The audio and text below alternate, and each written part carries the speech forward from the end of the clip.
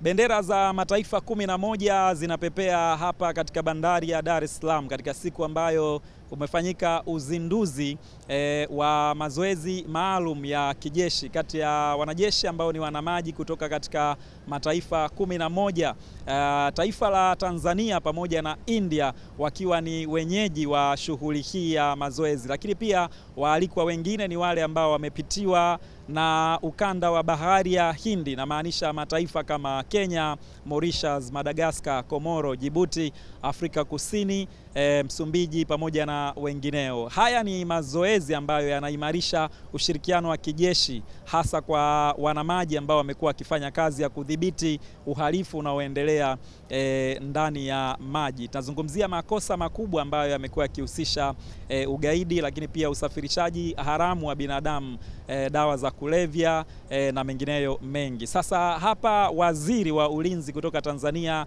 Daktari Stergomena Tax amekuwepo, lakini pia tumekuwa na waziri wa ulinzi kutoka India pamoja na wanamaji ambao ni wanajeshi kutoka katika mataifa mbalimbali, na itachukua siku 5 kufanyika kwa mazoezi haya na yatahitimishwa mnamo tarehe 18 Aprili. Mimi ni Charles William, ripoti kutoka Wasafi Digital.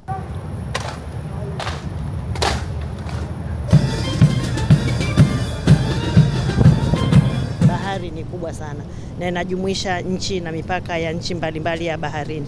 Kwa hiyo ni moja. Kwa hiyo kwa kufanya hivi tunaleta nguvu za pamoja kuweza kuona ni kwa namna gani tutabadilishana mawazo. Kutakuwa na workshops, lakini kutakuwa na operations za pamoja, kutakuwa na mambo mengi ambayo yataendelea kufanyika. Na hii ni heshima kubwa sana kwa Tanzania, kwa sababu hii ni zoezi la kwanza la kufanyika nchini kwetu, na haya ni matokeo ya juhudi za Mheshimiwa Rais wa Jamhuri ya Muungano wa Tanzania Dr. Samia Suluhu Hassan kujaribu kuimarisha ushirikiano na nchi mbalimbali. Kama mnavyofahamu, alikwenda India, na katika ziara yake ya India walikubaliana mengi yalisemwa, mliziona faida nyingi zilizotokana na ziara yake, na hii ni moja ya faida za juhudi anazokwenda nazo Mheshimiwa Rais katika kuimarisha ushirikiano.